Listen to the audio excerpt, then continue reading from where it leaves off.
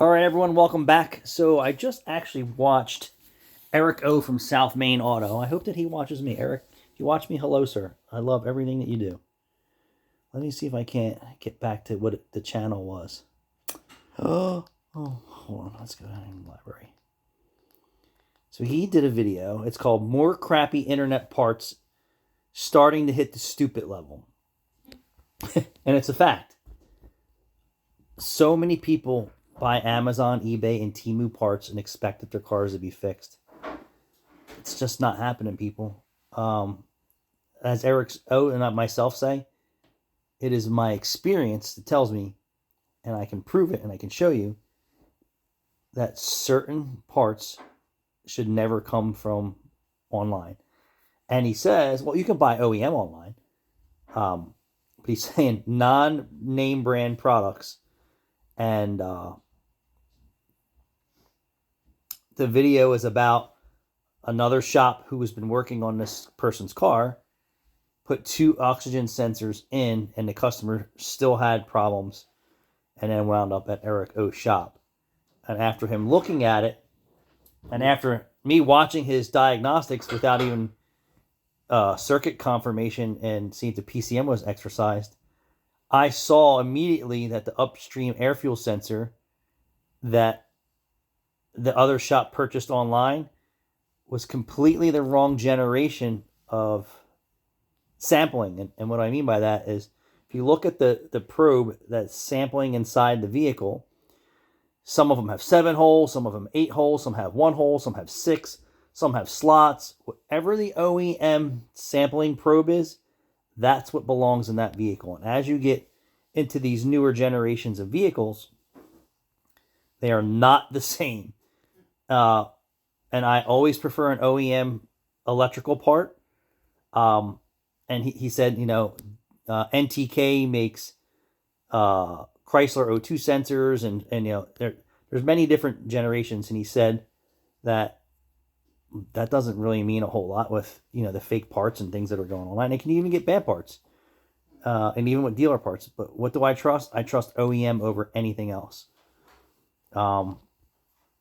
And he's right. A lot of people are trying to fix problems with parts. Now, he's also said that he's been to other shops fixing vehicles for them, and then they send him cars, and he's asked them where they get the parts from, and they're saying Amazon and eBay and Temu, and he's like, this is your problem. You're putting in parts that don't work. They'll fit, or they might not fit, but electronically, they just aren't set up the way that they're in this video was just proof in the pudding. An $8 or $10 sensor and OEM's $150. There's a reason why it's $150. 150 reasons why you should buy the right part and not wait for the $8 part and waste tons of hours of time of you trying to figure out. He said if the part costs $9, it's not going to work. If the part costs $9, it'll never work. Yeah, so, and he's right. And I say this all the time in my videos. The parts are pandemic levels of frustration for me. The parts quality. And, we buy aftermarket local, and we hope that we're not getting fake parts, fake branded parts. And I don't feel that we are. And there's certain product lines I just can't trust. And I can riddle them off. Dorman, don't trust. We just had a standard linear EGR valve. Can't trust that anymore for Chryslers. So for us, it's more OEM parts. Unfortunately, they cost way more. But putting the part in and not having any problem is well worth it. Today we had the Jeep Patriot with a list of issues. Clog cats, O2 non-foulers on the downstream oxygen sensor, wreaking havoc on the O2 sensor, clog cats from someone driving it around and telling them, oh, just put that spacer on your exhaust system and it'll get rid of your check engine light. Well, no, it didn't get rid of the check engine light. It caused another problem with the slow response for bank 1 sensor 2, thinking that the computer has another problem. Turned out to be 2 clog cats, O2 non-fouler screwing up the downstream O2 sensor, AutoZone or advanced coils and plugs in there. So we got the cats replaced. We took the non-fouler out, started running the car. Cylinder 4 started misfire, and I'm like, what is going on here? We didn't have a cylinder 4 when we started. But we know why, the cats were clogged, and why they put the sim on there is because they were driving around with bad tune-up for a period of time, and it was just a snowball effect. And then she said to us that the car was in limp mode before she came to us. We could barely get anywhere on the clogged cat, so we just brought it back in the shop and said, we got to start here. Ordered a coil, swapped out that coil, verified that it's firing in that cylinder now.